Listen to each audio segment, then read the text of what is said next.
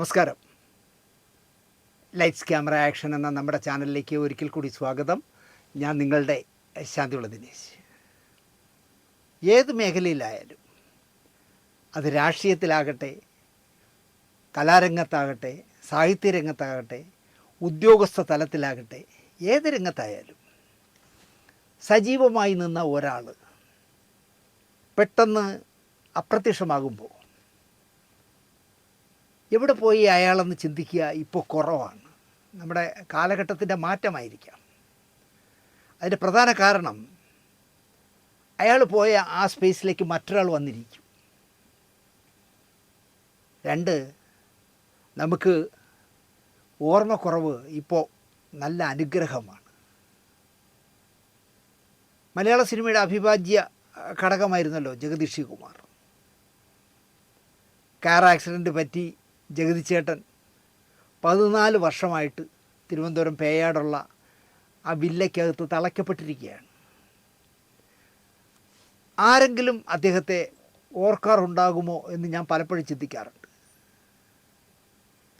T വിയിൽ cinema കാണുമ്പോൾ ചിലപ്പോൾ ഓർക്കും, അയ്യോ ജഗതി പാവം സുഖമില്ല വീട്ടിൽ കിടക്കയില്ലേ എന്ന് അപ്പോൾ ചിലപ്പോൾ ഓർക്കും.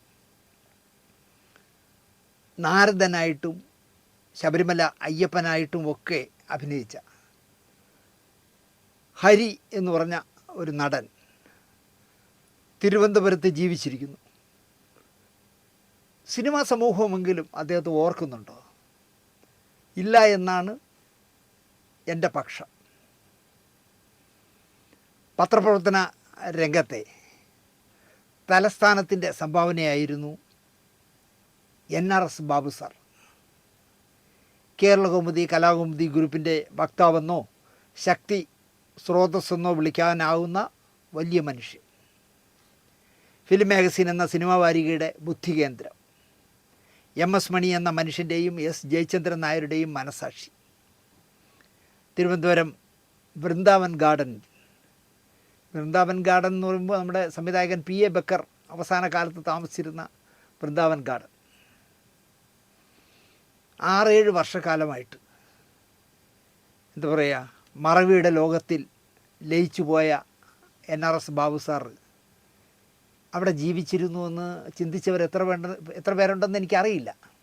സ്വന്തം മകൾ മരിച്ചതുപോലും അറിയാതെയാണ് ബാബു സാറ് വൃന്ദാവൻ കോളനിയിൽ ജീവിച്ചത്. കാട്ടുകള്ളന്മാർ എന്ന ലേഖന പരമ്പര കേരളകൗമുദിയിൽ എഴുതി സാക്ഷാൽ K കരുണാകരനെ വിറപ്പിച്ച പത്രക്കാരനാണ്. അന്ന് വനം വകുപ്പ് മന്ത്രി KG അടിയോടിയോ എന്തോ ആയിരുന്നു.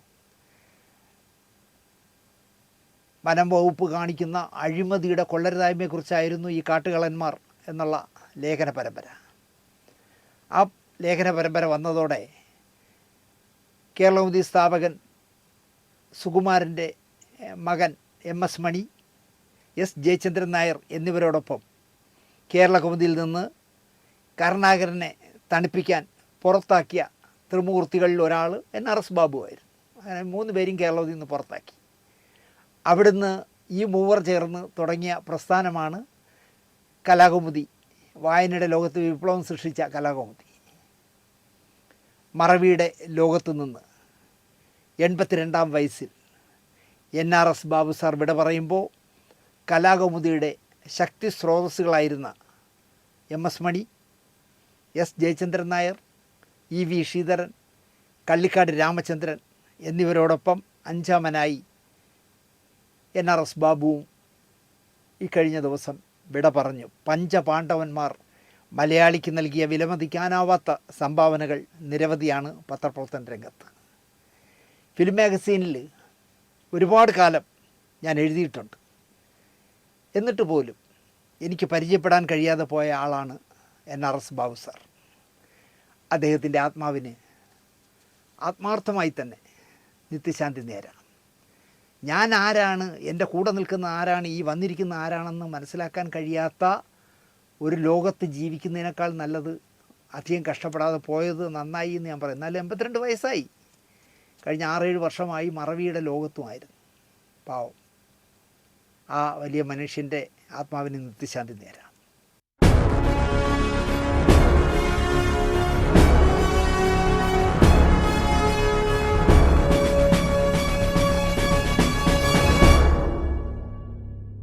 നമസ്കാരം. ചെയ്യണോ വേണ്ടേ അവിഹിത കഥയാണ്. നമ്മളും കൂടെ നാറണോ, നമ്മളും കൂടി നാറ്റണോ എന്നൊക്കെ ഞാൻ ഒരുപാട് വട്ടം ആലോചിച്ച ശേഷമാണ് പലരും വിളിച്ച് എന്നോട് ഈ എവിടെയെങ്കിലും എന്തെങ്കിലും നടന്നാലേ, നാട്ടിൽ ആരും മന്ത്രവാദം നടത്തിയാലും കോഴിക്ക് കിടക്കപ്പുറത്തില്ല എന്ന് പറയും പോലെയാണ് എൻ്റെ അവസ്ഥ.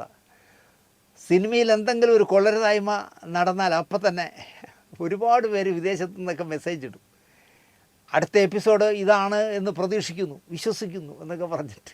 അപ്പം നമുക്ക് ചെയ്യാതിരിക്കാൻ പറ്റില്ല, അതാണ് അവസ്ഥ. നമ്മുടെ നാട് ചെന്നെത്തി നിൽക്കുന്ന ലൈംഗിക അരാജകത്വത്തിൻ്റെയും തത്വദീക്ഷ ഇല്ലായ്മയുടെയും നാണം കെട്ട കഥയാണ് ഇന്നെനിക്ക് പറയേണ്ടി വരുന്നത്. കാമുകന്മാർ ഇല്ലാത്തവരായി ചുരുക്കം പേരെ കാണൂ സമൂഹത്തിൽ. മനസ്സുകൊണ്ടെങ്കിലും കാമിക്കാത്തവർ ഉണ്ടാവുമോ എന്ന് ചോദിച്ചാൽ അറിയില്ല എന്ന് എനിക്ക് പറയാൻ കഴിയുള്ളൂ. വിവാഹത്തിന് മുമ്പ് പരസ്ത്രീ പരപുരുഷ ബന്ധം ഉള്ളവരും കുറവല്ല നമ്മുടെ സമൂഹത്തിൽ. പക്ഷേ അതിനൊക്കെ ഒരു മറയും മാന്യതയും കൽപ്പിച്ചിരുന്നു. 4 ആൾ അറിഞ്ഞാൽ അയ്യേ മോശമല്ലേ എന്ന് ചിന്തിച്ചിരുന്നു. മറ്റുള്ളവരറിഞ്ഞാൽ മോശമല്ലേ, അവരുടെ മുഖത്തെങ്ങനെ നോക്കും എന്ന് വ്യാകുലപ്പെട്ടിരുന്നു. ഞാനൊരു ഗ്രാമത്തിൽ ജനിച്ച ഒരാളായതിനാൽ ഇത്തരം അവിഹിത കഥകൾ പലരും പറഞ്ഞ് സ്വയം അറിഞ്ഞും ഞാൻ മനസ്സിലാക്കിയിട്ടുണ്ട്. എൻ്റെ നാട്ടിൽ നമ്മൾ മാന്യരാണെന്ന് ധരിക്കുന്ന പലർക്കും പലയിടത്തും പറ്റുപടിയുണ്ടെന്ന് ചെറിയ പ്രായത്തിലേ നമുക്ക് അറിയാൻ പറ്റും, ഗ്രാമത്തിലായതുകൊണ്ട്. ഇപ്പോൾ ഫ്ലാറ്റിൽ താമസിക്കുകയാണെങ്കിൽ എതിർവശത്തെ ഫ്ലാറ്റിലാരും താമസിക്കുന്നത് പോലും അറിയില്ലല്ലോ. പക്ഷേ ഗ്രാമത്തിൻ്റെ കഥ അങ്ങനെയല്ല. ഞങ്ങളുടെ നാട്ടിലെ കോഴികളായ പുരുഷന്മാരെയും വഴിതെറ്റി ജീവിക്കുന്ന സ്ത്രീകളെയും എനിക്ക് ധാരാളം അറിയാം. നേമം ഭാസുര തിയേറ്ററിൽ സെക്കൻഡ് ഷോയ്ക്ക് 2 രൂപ ടിക്കറ്റ് എടുത്ത് കയറിയിരുന്ന് കണ്ട് 3 രൂപ കയ്യിലും വച്ച് കൊടുത്തിട്ട് സിനിമ കണ്ട് മടങ്ങി പോകുമ്പോൾ ഒന്ന് വ്യഭിചരിച്ചിട്ട് പോകുന്നവരുണ്ടായിരുന്നു, അതിനായി ജീവിക്കുന്ന സ്ത്രീകളും ഉണ്ടായിരുന്നു ഒരു കാലത്ത്. ഭാസുര തിയേറ്റർ ഇപ്പോൾ അടച്ചു പൂട്ടിയിട്ട് തന്നെ 10-20 വർഷമായി. ഞാൻ പറയുന്നത് 10-40-50 വർഷം മുമ്പുള്ള കഥയാണ്. പട്ടച്ചാരായവും കൂടെ കഴിക്കാൻ കപ്പയും മീനും നൽകി 1 മണിക്കൂറോ മറ്റോ കിടന്നുറങ്ങാൻ മുറിയും കൂടെ ഭാര്യയും നൽകുന്ന ഒരാൾ ഞങ്ങളുടെ നാട്ടിലുണ്ടായിരുന്നു 50 വർഷം മുമ്പ്. അവരുടെ മകനെ കാണുമ്പോഴൊക്കെ ഇതൊക്കെ എങ്ങനെ സഹിച്ച് നീ വളർന്നടാ എന്ന് സ്വയം ചിന്തിക്കാറുണ്ടായിരുന്നു ഞാൻ. എന്നാൽ ഈ ഭാര്യ ഭർത്താക്കന്മാർ നല്ല ലവബിളുമായിരുന്നു. ഒന്നിച്ച് ചാരായം കുടിക്കുക, ഒരു ബീഡി 2 പേരുമായി വലിക്കുക, ഞായറാഴ്ച തോറും ഭാസുര തിയേറ്ററിൽ ചെന്ന് സിനിമ കാണുക, ഇതൊക്കെ യുവമിഥുനങ്ങളെപ്പോലെ ഇവർക്ക് പതിവായിരുന്നു. സിനിമ കാണാൻ പോയി മടങ്ങുമ്പോൾ വെള്ളായണി മുക്കിലെ സാലിയുടെ കടയിൽ കയറി പൊറോട്ടയും ചിക്കനും കട്ടൻ ചായയും കുടിച്ച് മാതൃകാ ദമ്പതികളായി മോനെയും എടുത്ത് നടന്നു നീങ്ങുന്ന കാഴ്ച ഇപ്പോഴും എൻ്റെ മനസ്സിൻ്റെ കോണിലുണ്ട്. ആ സ്ത്രീക്ക് അല്പം മുടന്നുണ്ടായിരുന്നു, അതാണ് അവരുടെ ഒരു വാട്ടർ മാർക്ക്. മോഹൻ സംവിധാനം ചെയ്ത ഇളക്കങ്ങൾ കാണുമ്പോഴൊക്കെ എൻ്റെ നാട്ടിലെ ഒരു കറവക്കാരനെ എനിക്ക് ഓർമ്മ വരും. എൻ്റെ നാട്ടിൽ ഒരുപാട് കറവക്കാരുണ്ട്, അതിലൊരാളെ എനിക്ക് ഓർമ്മ വരും. നാട്ടിലെ എല്ലാവരുമായി നന്നായി സഹകരിക്കുന്ന കറവക്കാരൻ. ഇളക്കങ്ങളിലെ കറവക്കാരനായ ഇന്നസെൻറ്റിനെ പോലെ തന്നെ ആളൊരു സ്ത്രീ വിഷയക്കാരനായിരുന്നു. ഒരിടത്ത് അയാൾക്ക് ഒരു സ്ഥിരം പറ്റുപടി ഉണ്ടായിരുന്നു. ഭർത്താവിനും അതറിയാമെന്നാണ് എൻ്റെ വിശ്വാസം. പക്ഷേ ഭർത്താവ് കണ്ണടച്ചു. നാട്ടിലെ ചിലരെയൊക്കെ അവർ കമ്പനി അടിച്ച് നിർത്തി. അവരിൽ നിന്നും അപ്പോഴപ്പോൾ ചെറു പിരിവുകൾ നടത്തും. അതവർ പാഴാക്കാതെ മുതൽ കൂട്ടിവച്ചു. മകളുടെ വിവാഹം നിശ്ചയിച്ചപ്പോൾ ഒരു മടിയും കൂടാതെ ഭർത്താവ് പറഞ്ഞു, ഞാനൊരു 8-10 പവനിടാം സ്വർണം, നീ എത്ര ഇടും എന്ന് ചോദിച്ചു. അവർ ഒരു മടിയും കൂടാതെ പറഞ്ഞു, ഞാനും ഇടാം ഒരു 10 പവൻ. നോക്കാണേ, അതിനുള്ള കാശ് നിനക്കെവിടുന്ന് കിട്ടിയെന്ന് അയാൾ ചോദിച്ചതേയില്ല. അയാളുടെ മരണം വരെ അവർ മാതൃക ഭാര്യ ഭർത്താക്കന്മാരായി തന്നെ ജീവിച്ചു. ഇങ്ങനെ ഇത്തരം കഥകൾ പറയാൻ തുടങ്ങിയാൽ എൻ്റെ അനുഭവത്തിൽ ഒരുപാടുണ്ട് പറയാൻ. നാട്ടിൽ പലർക്കും പലതും അറിയാമെങ്കിലും ഇവരെ ആരെയും വ്യഭിചാരിണിയായി മുദ്ര കുത്തിയിരുന്നില്ല. പുറമേക്ക് ഇവരൊക്കെ മാന്യരായിരുന്നു. ആകപ്പാടെ ഒരാളിനെ പറ്റി പറയുന്നത് ഡ്രൈവിംഗ് സ്കൂളെന്ന് പറയുമായിരുന്നു. കാരണം വളർന്നു വരുന്ന ചെറുപ്പക്കാരൊക്കെ ഡ്രൈവിംഗ് പഠിക്കുന്നത് അവിടെയാണെന്ന് പറഞ്ഞ് കളിയാക്കുമായിരുന്നു. അവർ പോകുമ്പോൾ ഡ്രൈവിംഗ് സ്കൂളിൻ്റെ ഉടമ പോണ് എന്ന് പറയും. അല്ലാതെ ആരെയും വ്യഭിചാരിണിന്ന് മുദ്ര കുത്തിയിട്ടേയില്ല. വർഷാവർഷം 41 ദിവസം മുടങ്ങാതെ വ്രതമെടുത്ത് താടി വളർത്തി ചെരുപ്പിടാതെ 2 നേരം കുളിച്ച് ദേഹശുദ്ധി വരുത്തി പൂജ ചെയ്ത് വീട്ടുമുറ്റത്തെ പന്തലിൽ 41 ദിവസവും കിടന്നുറങ്ങി എല്ലാം ശ്രദ്ധിച്ച് സൂക്ഷിച്ച് ശബരിമലയ്ക്ക് വരുന്ന യഥാർത്ഥ ഭക്തന്മാർ സത്യത്തിൽ മലയാളികളല്ല. ശബരിമല സീസൺ വരാൻ കാത്തിരിക്കുന്ന മലയാളികൾ അന്യസംസ്ഥാനവാസികളായി ഒരുപാടുണ്ട്. വേന്ദ്രന്മാർ എന്നവരെ വേണമെങ്കിൽ വിളിക്കാം. ഈ 41 ദിവസം വിഹാര കേന്ദ്രമാക്കുന്ന അന്യസംസ്ഥാന മലയാളികളുണ്ട്. പലരെയും എനിക്കറിയാം.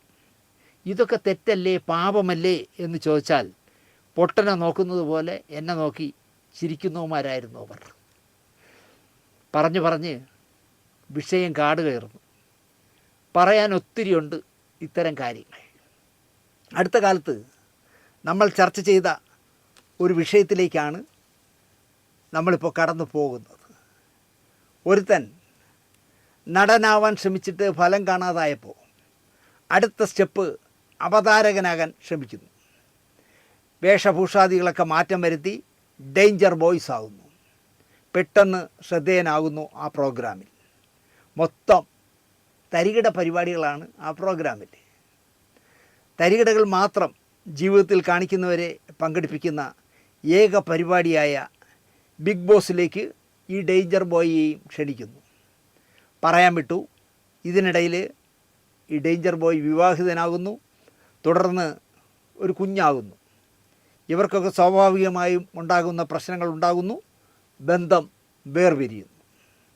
ബിഗ് ബോസ് കൂതറയിലേക്ക് സ്വന്തം സമുദായത്തിലെ ഒരു വിളഞ്ഞ വിത്ത് കടന്നു വരുന്നു. ഇവൻ ചെന്നപ്പോൾ പ്രായപൂർത്തിയാകും മുമ്പ് വിവാഹം കഴിക്കുകയും ബന്ധം പാതി വഴിയിൽ അവസാനിപ്പിക്കുകയും ചെയ്ത തൊലി വെളുപ്പും സ്മാർട്ട്നെസ്സുമുള്ള തരുണിമണിയെ ഡേഞ്ചർ പയ്യന് നന്നായി ഇഷ്ടമാകുന്നു.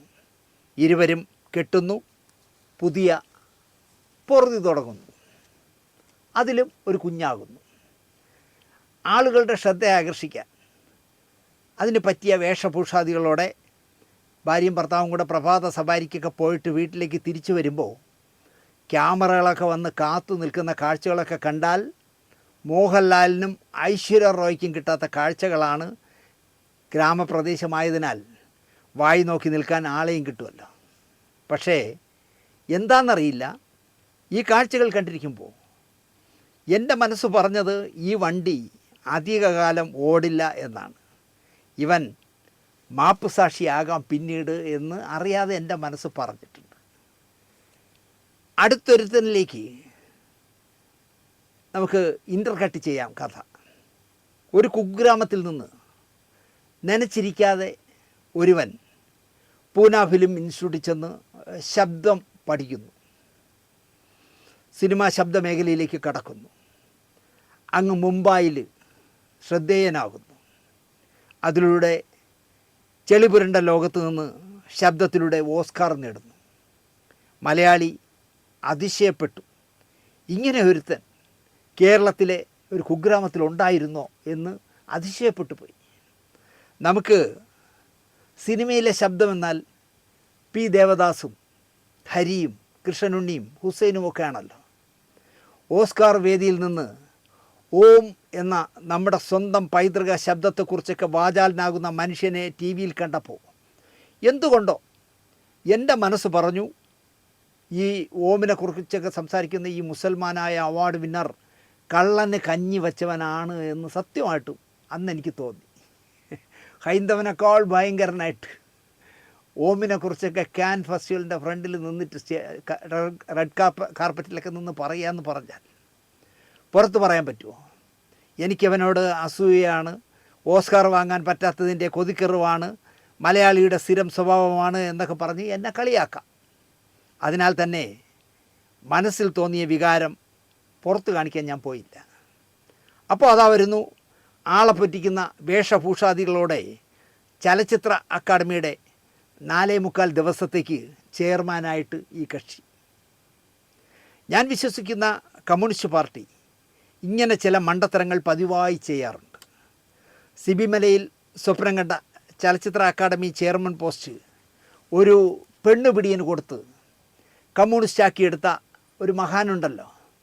ഇവിടെ സർക്കാരിൻ്റെ ചുവന്ന ബോർഡ് വച്ച സ്വന്തം കാറിൽ ഒരു പെണ്ണിനെ അടുത്ത സിനിമയിൽ വിനായകൻ്റെ നായികയാക്കാം എന്ന വാക്ക് കൊടുത്ത് 1 വർഷത്തിലധികം സർക്കാർ കൊടുത്ത ഫ്ലാറ്റിൽ കൊണ്ടുവന്ന് ഉപയോഗിച്ചിട്ട് റോള് കൊടുക്കാത്തതിന് ആ പെങ്കൊച്ച് നഷ്ടപരിഹാരത്തിനും വഞ്ചനാക്കുറ്റവും ചേർത്ത് വട്ടിയൂർക്കാവ് പോലീസ് സ്റ്റേഷനിൽ ദമ്പതികളായ വക്കീലന്മാരെ കൊണ്ട് ഒരു പരാതി കൊടുക്കുകയും ആ പരാതി സ്റ്റേഷൻ ഫയലിൽ മറ്റ് ഫയലുകൾ ആരോ കൊണ്ട് അതിൻ്റെ മേളിൽ വച്ചതിനാൽ നടപടിയെടുക്കാതെ പോയ ഒരു കേസുണ്ടല്ലോ. ഒടുവിൽ മധ്യസ്ഥർ വഴി 25 ലക്ഷം രൂപ ചെലവിട്ട് ഒതുക്കിയ കേസ് ജനൻ ടി വിയിലെ അനിൽ നമ്പ്യാർ വിളിച്ചു ചോദിച്ചപ്പോൾ ആ കേസൊക്കെ ഞാൻ ഒതുക്കിയതല്ലേ എന്ന് പരസ്യമായി പറഞ്ഞതാണ് ഈ മഹാൻ. എന്നിട്ട് പോലും എൻ്റെ പാർട്ടിക്ക് അയാൾ എന്താ പറയുക പ്രിയപ്പെട്ടവനായിരുന്നു. സ്ത്രീ ശാക്തീകരണം തേങ്ങ മാങ്ങ എന്നൊക്കെ സദാ ഉരുവിടുന്ന പിണറായിയും സജി ചെറിയാനും ഈ പെണ്ണുപിടിയൻ മഹാനെ 5 വർഷവും 2 മാസവും ആ സീറ്റിലിരുത്തി പിന്തുണ പ്രഖ്യാപിച്ചു. പിന്നാലെ അടുത്ത ഒരു മഹാനെ തിരഞ്ഞെടുത്തു. പെണ്ണുപിടിയിൽ മാസ്റ്റർ ഡിഗ്രിയും മദ്യപാനത്തിലെ PhDയും സ്വവർഗാനുരാഗത്തിൽ ഡിപ്ലോമയുമുള്ള മഹാൻ. ഭരിച്ച് എന്താ പറയുക കട്ട പുകയാക്കി ചലച്ചിത്ര അക്കാദമിയെ ആ മഹാൻ. നിവൃത്തികേട് കൊണ്ട് അയാളെ രാജിവയ്പ്പിച്ചു. ദേശാഭിമാനിയിൽ എഴുതാൻ പാർട്ടിക്കാരെ കിട്ടാത്തതിനാൽ ആ പണി ഏൽപ്പിച്ച കോൺഗ്രസ്സുകാരനെ നമ്മുടെ പ്രേംകുമാറിനെ ചെയർമാനാക്കിയില്ല, ചെയർമാൻ്റെ ചുമതല നൽകി. ദോഷം പറയരുതല്ലോ, നല്ല സെലക്ഷനായിരുന്നു എന്ന് ഞാൻ പറയും. അയാൾ നന്നായി ജോലി ചെയ്തു. 10,000 രൂപ ശമ്പളത്തിന്. കാലാവധി കഴിയാൻ 3 വെള്ളിയാഴ്ച ഉള്ളപ്പോൾ മാന്യമായ അല്ലാതെ ഒരു വാക്ക് അയാളോട് പറയാതെ അയാളെ മാറ്റി ആ സീറ്റിൽ നിന്ന്. മൂന്നാമതും നമ്മൾ ഭരിക്കുമെന്ന് അഹങ്കരിച്ചവർ ഇറക്കിവിട്ട ഈ മനുഷ്യൻ വീണ്ടും കോൺഗ്രസ്സായി മടങ്ങി കൊഞ്ഞനം കുത്തി. അത് സ്വാഭാവികമായിട്ടും ഉണ്ടാവുമല്ലോ, അയാൾ മനുഷ്യനല്ലേ.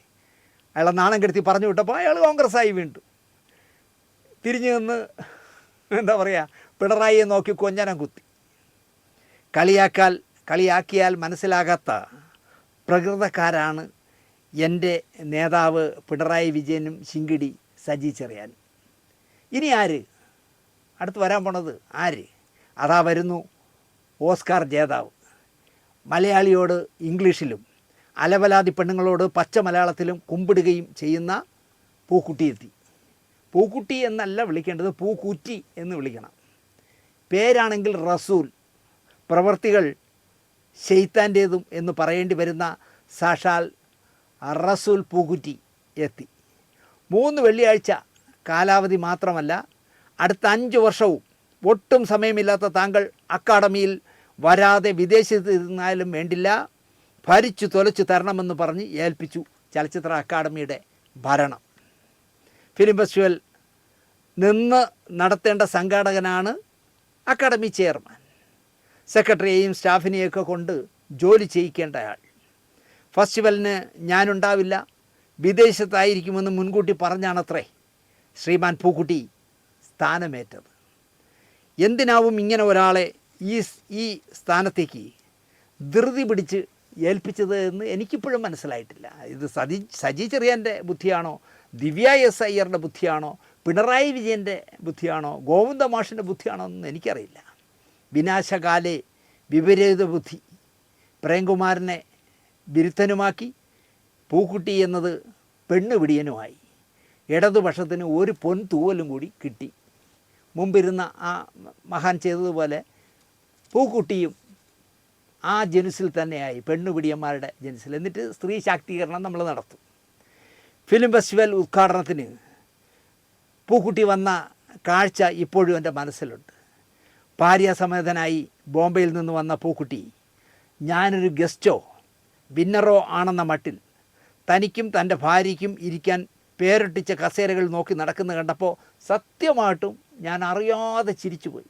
എനിക്ക് തോന്നുന്നു എൻ്റെ അടുത്ത് പല്ലിശ്ശേരിയും ഞാന വേണുവാണ് ഇരുന്നതെന്ന് തോന്നുന്നു. ഞാൻ അവരുടെയും പറഞ്ഞു, അങ്ങോട്ട് നോക്കിയേ, ഈ പ്രോഗ്രാം നടത്തേണ്ട സംഘാടകൻ പെമ്പറന്നാരുമായിട്ട് വന്നിട്ട് അയാളുടെ പേര്, അയാളുടെ ഭാര്യയുടെയും പേരെഴുതി കസേര അന്വേഷിച്ച് നടക്കണം ഇരിക്കാൻ, ഗസ്റ്റ് എന്ന് വിചാരിച്ച് കാണും. അതാണ്, അത്ര ആത്മാർത്ഥമായിട്ടാണ് അക്കാഡമിയുടെ ചെയർമാനായിട്ട് പുള്ളി ഇരുന്നത്. നടത്തിപ്പുകാരൻ ആകേണ്ട മനുഷ്യൻ കസേര തിരക്കി നടക്കുന്ന കാഴ്ച. അപ്പോഴും തോന്നി ഒരു കുടുംബസ്ഥനാണല്ലോ ഭവാനെന്ന്. ഭാര്യാസമേതനായല്ലേ അദ്ദേഹത്തിൻ്റെ വരവ്.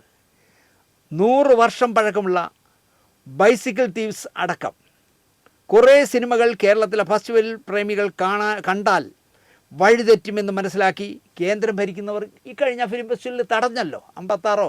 56 സിനിമ തടഞ്ഞല്ലോ കേന്ദ്ര ഗവൺമെൻറ്. അതിൽ ബൈസിക്കിൾ തീവ്സും ഉണ്ട്.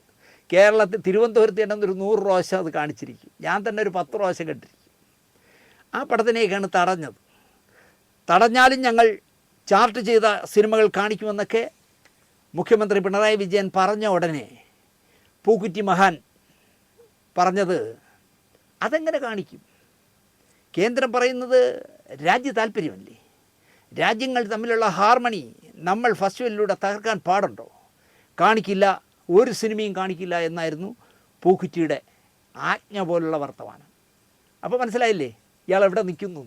ഇങ്ങനെയുള്ള ഐറ്റംസുകളെയാണ് ഇടതുപക്ഷം 10 വർഷവും സെലക്ട് ചെയ്തുകൊണ്ട് വന്നത്. കടുവയെ കിടുവ പിടിച്ചതുപോലെ ഇത് കേട്ട മുഖ്യനോ സജി ചെറിയാനോ കമാന്നൊരക്ഷരം ഈ നേരം വരെ മിണ്ടിയിട്ടില്ല. നമ്മുടെ സെലക്ഷൻ പഷ്ടെന്ന് ചിന്തിച്ച് കാണും ഇവരൊക്കെ. ഇത്രയും വിശദമായി പൂക്കുറ്റിയെപ്പറ്റി പറഞ്ഞത് 24 മണിക്കൂർ 48 മണിക്കൂർ ആക്കി കൊടുത്താൽ അതുപോലും തികയാത്ത അത്ര തിരക്കുള്ള ഈ ഓസ്കർ വിന്നർ നേരത്തെ പറഞ്ഞ മാതൃക ദമ്പതിമാരിലെ പെണ്ണിന് ഒരു ഗർഭം നൽകി പുലിവാലാകാൻ എങ്ങനെ സമയം കണ്ടെത്തി എന്ന് ആലോചിച്ചതുകൊണ്ടാണ്. എങ്ങനെ സമയം കണ്ടെത്തി, എങ്ങനെ ഇവളെ പരിചയപ്പെട്ടു എന്ന് എനിക്ക് മനസ്സിലാവുന്നില്ല. കൃത്യം പെണ്ണുപിടിയന്മാരെ തന്നെ കണ്ടെത്തി സാംസ്കാരിക സ്ഥാപന തലവന്മാരാക്കുന്ന ഇടതുപക്ഷ സർക്കാരിനെ നമ്മൾ നമിക്കണം, പൂവിട്ട് പൂജിക്കണം എന്ന് ഞാൻ പറയും. എവിടെ പെണ്ണുപിടിയനുണ്ടോ അവൻ ഇടതുപക്ഷമായിരിക്കും. അവനെ ഇതുപോലുള്ള കീ പോസ്റ്റുകളിൽ കൊണ്ടിരുത്തുകയും ചെയ്യും. 2 പെണ്ണ് കെട്ടിയ ഡേഞ്ചർ ബോയ്സ് ഫിറോസും 2 കെട്ടി ഇപ്പോൾ 3ാമൻ്റെ ഗർഭം ധരിച്ച ഭാര്യയും സമയമില്ലാത്ത പൂക്കുറ്റിയുടെ ഗർഭമുണ്ടാക്കലുമൊക്കെയാണ് ഇപ്പോൾ തുറക്കുന്ന യൂട്യൂബിലെല്ലാം പറയുന്നത് ഈ ഒരു വിഷയം മാത്രമാണ്. ഫിറോസേ, നീ ഇത്ര തങ്കപ്പെട്ടവനാണ് എന്ന് അറിഞ്ഞില്ലടാ മുത്തേ, നീയാണ് പുരുഷവർഗത്തിലെ യഥാർത്ഥ അച്ഛൻ, 3ാമതൊന്ന് കെട്ടി നന്നായി ജീവിക്കടാ കരളെ എന്നൊക്കെയാണ് ഈ പ്രോഗ്രാമുകളുടെ യൂട്യൂബുകളുടെ താഴെ ഓരോരുത്തർ എഴുതിയിരിക്കുന്നത്. നീയാണടാ മുത്ത്. സ്വന്തം ഭാര്യ കണ്ടവൻ്റെ ഗർഭിണിയായത് കണ്ടിട്ടും നീ സമചിത്തതയോടെ ഇരിക്കുന്നില്ലടാ. കെട്ട് 3ാമത് വേറൊന്ന്, നിൻ്റെ കൂടെ ഞങ്ങളുണ്ടെന്നൊക്കെയാണ് പറയുന്നത്. ശബ്ദം വിറ്റ് ജീവിക്കുന്ന പെണ്ണുമ്പിള്ളയോടൊപ്പം കരിയായിലൊഴിച്ച് മലയാളി മംഗന്മാരുടെ ധീര വനിതയായ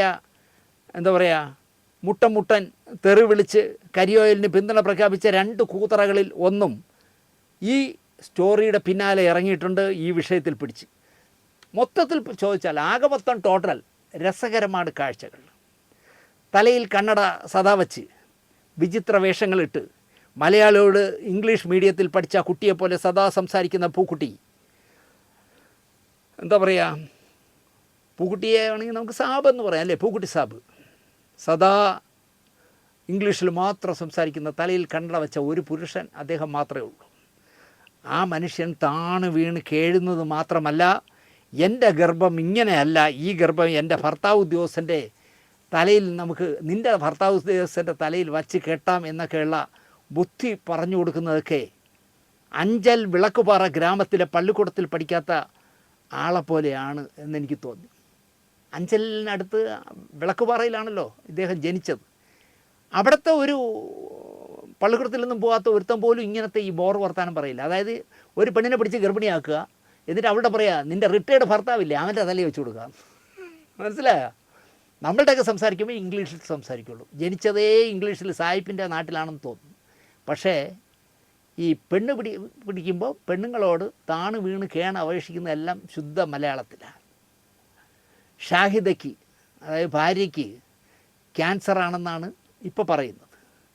അവളെ വിഷമിപ്പിക്കരുത്, ഞാനിപ്പോഴും കണ്ടവൻ്റെ ഭാര്യയായി നിന്നെ സ്നേഹിക്കുന്നു എന്നൊക്കെ കെഞ്ചുന്നത് തനി കൊല്ലം ഭാഷയിലാണ് പൂക്കുട്ടി.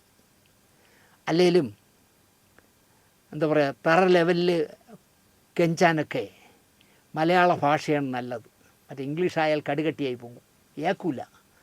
ഇങ്ങനെയുള്ള ഗർഭം കലക്കൽ അടക്കമുള്ള പരിപാടികൾ, അല്ലെങ്കിൽ എൻ്റെ ഗർഭം നീ വേറൊരുത്തൻ്റെ ഭർത്താവിൻ്റെ തലയിൽ കെട്ടിവെച്ചുവിടുന്നൊക്കെ പറയുമ്പോൾ അത് മലയാള ഭാഷ തന്നെയാണ് നല്ലത്. സൗണ്ട് ഡിസൈനർ ആയതിനാൽ ഇത് നന്നായി പൂക്കുറ്റിക്ക് അറിയാം എന്നെനിക്ക് തോന്നുന്നു. ഒന്ന് കലക്കി, രണ്ടാമത്തേത് ക്ലച്ച് പിടിച്ചു. അതിന് എടാ പൂക്കുറ്റി, ഒരു ദിവസം ഞാൻ മുമ്പൊരു ശബ്ദം വിറ്റ് ജീവിക്കുന്ന ജന്തുവിനോട് പറഞ്ഞതുപോലെ, സ്നേഹിച്ചിരുന്നപ്പോൾ ആത്മാർത്ഥമായി സ്നേഹിച്ച ഒരു ഉമ്മമെങ്കിലും തന്നിട്ടുണ്ടെങ്കിൽ അയാളെ എടാ പോടാ പട്ടിയെന്ന് വിളിക്കാൻ പാടില്ല. പൂക്കുട്ടിയെ ഈ ഇപ്പം ഗർഭിണിയാക്കിയ ആ പെണ്ണ് വിളിക്കുകയാണ്. ആദ്യത്തേത് അബോട്ടായിപ്പോയി, രണ്ടാമത്തേത് ക്ലച്ച് പിടിച്ചു. അപ്പോൾ അതിന് ആ പെണ്ണ് പറയാണ്, എടാ പൂക്കുട്ടി ഒരു 10 കോടി താ. കണ്ടവൻ്റെ ഭാര്യ ശുദ്ധവും വ്യക്തവുമായ മലയാളത്തിലാണ് പൂക്കുട്ടിയോട് അവൾ വില പേശുന്നത്. നിങ്ങൾ ആലോചിച്ച് നോക്കിയേ, 10 കോടി രൂപയാണ് ചോദിക്കുന്നത് ഒരു അവിഹിത ഗർഭത്തിന്. ഇതിനൊക്കെ വിശദീകരണം തരുന്ന ഭർത്താവ് ഉദ്യോഗസ്ഥൻ ഫിറോസ് ഇംഗ്ലീഷും മലയാളവും എല്ലാം കൂടി മിക്സ് ചെയ്താണ് സംസാരം. മൂവരും അവരവരുടെ റോളുകൾ ഭംഗിയായി കൈകാര്യം ചെയ്യുന്നു എന്ന് പറയാതെ തരമില്ല. ഫിറോസിൻ്റെ റോള് കൃത്യമായി കൈകാര്യം ചെയ്യുന്നുണ്ട്. ഈ അഭിഹിത ഗർഭം കൊണ്ടു കിടക്കുന്ന പെണ്ണിൻ്റേതായ റോളിൽ കരച്ചിൽ, പിഴിച്ചിൽ, ചീത്തവിളി എല്ലാം ചേർത്ത്, പിന്നെ ഈ യക്ഷികൾ വടയക്ഷിയൊക്കെ ചിരിക്കും പോലുള്ള പേടിപ്പെടുത്തുന്ന ചിരി. അയ്യോ, യൂട്യൂബിലൊക്കെ ഇട്ടിരിക്കുന്ന ഫോട്ടോ കണ്ടാൽ നമുക്ക് പേടിയാവും അവളുടെ ചിരി. ഈ വന്യമായ ചിരി എന്നൊക്കെ പറയില്ലേ, അങ്ങനെ ചിരിക്കുന്ന ചിരി. പിന്നെ ഇയാളുടെ ഈ പൂക്കുട്ടിയുടെ കാലപ്പിടുത്തത്തിൻ്റെ മലയാളത്തിൽ കിടന്ന് കെഞ്ചുന്ന ഭാഷ. ഹോളിവുഡ്, മലയാളം, ഹിന്ദി ഭാഷകളിലായി ശബ്ദമിശ്രണം. Academy of motion pictures and science എന്ന് പറഞ്ഞ വലിയ ലോകം മുഴുവൻ അറിയുന്ന സംഘടനയുടെ ശബ്ദമിശ്രണ അവാർഡ് കമ്മിറ്റിയിൽ തിരഞ്ഞെടുക്കപ്പെടുന്ന ആദ്യ ഏഷ്യക്കാരനാണ് ഈ പൂക്കുറ്റി. രാജ്യം പത്മശ്രീ നൽകി ആദരിച്ച മാന്യനുമാണ്. ഈ പത്മശ്രീക്കൊക്കെ ഇങ്ങനെയാണ് വിലയില്ലാതെ പോകണം. കാരണം ഇങ്ങനെ വ്യഭിചരിച്ചൊക്കെ നടക്കുന്നവന് കൊടുക്കാമോ എന്ന് കേന്ദ്ര ഗവൺമെൻറ് 100 വട്ടം ആലോചിക്കണം. അല്ലെങ്കിൽ പത്മശ്രീ കൊടുക്കുന്നതിന് മുമ്പ് അവൻ്റെ നിന്ന് എഴുതി വാങ്ങണം, മാന്യമായിട്ട് മരിക്കുന്നവരെ ഇനി ജീവിക്കാം. ഇത് പത്മശ്രീ വാങ്ങിച്ചു വെച്ചിട്ടാണ് കള്ളവെടി വയ്ക്കാൻ പോണത്. മനസ്സിലായില്ലേ? പറഞ്ഞിട്ടെന്ത് കാര്യം? അട്ടയെ പിടിച്ച് മെത്തയെ കിടത്തിയാൽ കിടക്കില്ലല്ലോ. അല്ലെങ്കിൽ ഇയാൾക്ക് കാമഭ്രാന്ത് അടക്കാനാവുന്നില്ല എങ്കിൽ ഇരുചെവി അറിയാതെ കണ്ടവൻ്റെ ഭാര്യയല്ലാത്ത നല്ല പെൺപിള്ളേരെ ബോംബെയിൽ കിട്ടാനില്ലാത്തതുകൊണ്ടാണ്. ഒപ്പം ഇയാൾ വിളക്കുപാറ ഗ്രാമത്തിലെ നല്ല മരമണ്ടനായിരിക്കാം എന്നാണ് എനിക്ക് തോന്നുന്നത്. അല്ലെങ്കിൽ ഈ മണ്ടത്തരം ചെയ്യോ, ഒരുത്തൻ്റെ എല്ലാ തരികിടിയും പഠിച്ച ഒരു പെണ്ണിനെ ഗർഭിണിയാക്കുക. അവളുടെ അമ്മയാണെങ്കിൽ മോളെ എഴുകൊണ്ടത്, അമ്മയും മോളും കൂടെ ചേർന്ന് യവനെ ശരിക്കും ട്രാപ്പിലാക്കി. 10 കോടി രൂപ തന്നിട്ട് പോടാൻ മറ്റവനെന്നാണ് തള്ളയും പറയുന്നത്. തള്ള പറയാണ് എൻ്റെ കൈ കിട്ടി അവനെ അടിച്ച് റെഡിയായി കളയുന്ന പറഞ്ഞു. ആരെ? ഈ ഓസ്കാർ വിന്നർ പത്മശ്രീയെ പറയുകയാണ്. എനിക്കറിഞ്ഞൂടാ, തനി ഈ വിളക്കുപാറ ഗ്രാമത്തിലെ ഒരു ബുദ്ധിയില്ലാത്ത, ബുദ്ധി ഉറയ്ക്കാത്ത ഒരുത്തനെ പോലെയാണ് ഇപ്പോൾ പൂക്കുട്ടിയുടെ പോക്ക്. എനിക്ക് ഗർഭനിരോധന മാർഗങ്ങൾ ഉപയോഗിച്ച് ലീലാവിലാസങ്ങൾ നടത്തുന്നത് തീരെ ഇഷ്ടമല്ല എന്ന് ഞാൻ നിന്നോട് പറഞ്ഞിട്ടില്ലടാ പൂക്കുട്ടി എന്നാണ് ആ പെണ്ണ് കേൾക്കുന്നത്. പെണ്ണിന് ഗർഭനിരോധന മാർഗങ്ങളൊന്നും ഇഷ്ടമല്ല, ലൈവാണ് ഇഷ്ടം. അത് ഞാൻ നിന്നോട് തുറന്ന് പറഞ്ഞില്ലേ അന്നേ? നീ എൻ്റെ അടുത്ത് വരുമ്പോഴേ ഞാൻ നിന്നോട് പറഞ്ഞതല്ലേ. പറയുന്നുള്ള വിശ്വസിച്ച ഇയാൾ മരപ്പൊട്ടനല്ലേ എന്ന് ഞാൻ ചോദിക്കും. കാരണം എടാ, ഗർഭനിരോധന മാർഗങ്ങൾ സ്വീകരിക്കാതെ പോയാൽ ആ പെണ്ണ് ഗർഭിണിയാവൂലേ? ഒരിക്കൽ കലക്കി, രണ്ടാമതും 5ാമതോ ഗർഭിണിയായാൽ അവളുടെ ട്രാപ്പിലാവില്ലടാ പൊട്ടാ നീ എന്നാണ് എനിക്ക് പൂക്കുട്ടിയോട് ചോദിക്കാൻ തോന്നുന്നത്. അല്ലെങ്കിൽ ഇവ എന്തെങ്കിലുമൊക്കെ ടാബ്ലറ്റ് വാങ്ങിച്ച് തിന്നുകൊണ്ട് പോകണം. ഇല്ല, ഈ ബീജങ്ങളൊക്കെ ചത്തുപോകാൻ ഉള്ള ടാബ്ലറ്റ് കൊണ്ടുവന്ന് എനിക്ക് അറിഞ്ഞൂടാ. നമ്മളിതിൽ എക്സ്പെർട്ട് അല്ലാത്തതുകൊണ്ടേ ഇതൊന്നും എനിക്കറിയില്ല. ഇവ ഒരു തനി പൊട്ടനാണെന്നേ. ഇങ്ങനെ ചെയ്യുമോ? ഗർഭനിരോധന ഒരു മാർഗവും എനിക്കിഷ്ടമല്ല. അല്ലെങ്കിൽ കിഴക്കേക്കോട്ട് ഇറങ്ങുന്നതിനൊരു തമ്പാനൊരു ഇറങ്ങണ്ടേ? ഈ ശുദ്ധ പൊട്ടനാണെന്ന് ഞാൻ പറയും. മരപ്പൊട്ടനുമല്ല, വേട്ടാവളിയനെന്ന് വിളിച്ചാലും കുറഞ്ഞു പോകുമെന്നാണ് എനിക്ക് തോന്നണേ. നീ ഇങ്ങനെ എന്നെ ചതിക്കുമെന്ന് ഞാൻ കരുതിയില്ല എന്നൊക്കെയാണ് ഇയാൾ പറയുന്നത്. അപ്പോൾ അവൾ ചില കാര്യങ്ങളിൽ നമുക്ക് മാന്യത അംഗീകരിക്കണം. അവൾ പറയാണ്, ഞാനിതൊക്കെ റെക്കോർഡ് ചെയ്യുകയാണേ, നീ പറയണ എല്ലാം ഞാൻ റെക്കോർഡ് ചെയ്യുന്നുണ്ടേ. റെക്കോർഡ് ചെയ്യുന്ന എന്തിനാ? പരസ്യപ്പെടുത്താനല്ലേ. അപ്പോൾ അയാളെ മറുപടി, റെക്കോർഡ് ചെയ്യുന്നു എന്ന് എനിക്കറിയാമായിരുന്നിട്ടും ഞാനിതൊക്കെ പറഞ്ഞു എന്നാണ് ഈ മരപ്പൊട്ടം പറയുന്നത്. ലോകം കണ്ട ഒരു അവാർഡ് വിന്നറുടെ ഗതികേട് നിങ്ങൾ നോക്കൂ. ഇപ്പോൾ കേരളത്തിലെ എല്ലാവരുടെ കയ്യിലെ ഫോണിലും ഇവൻ കിടന്ന് ഗർഭനിരോധന മാർഗ്ഗങ്ങൾ ഉപയോഗിക്കാതെ ലീലാവിലാസം നടത്തിയതിൻ്റെ എല്ലാ കഥയും ലൈവിൽ കിടക്കുകയാണ്. ഇവൻ്റെ കൊണ്ട് തന്നെ പറയുന്നത്. ഭാര്യ ക്യാൻസർ രോഗിയാണെന്ന് പുട്ടിന് പീരയിടുന്നത് പോലെ ഇടയ്ക്കിടെ പൂക്കുറ്റി പറയുമ്പോൾ കണ്ടവൻ്റെ ഭാര്യ പറയുന്നത് നമ്മൾ എവിടെയൊക്കെ കറങ്ങി എന്നതിൻ്റെ ലിസ്റ്റ് കാണും. ഇവൻ പറയുന്നത് എൻ്റെ ഭാര്യ ക്യാൻസർ രോഗിയാണ്, വേദനിപ്പിക്കരുത്, അവൾ അറിയരുത്, ബോംബെയിൽ വരരുത് എന്നൊക്കെ പറയുന്നു.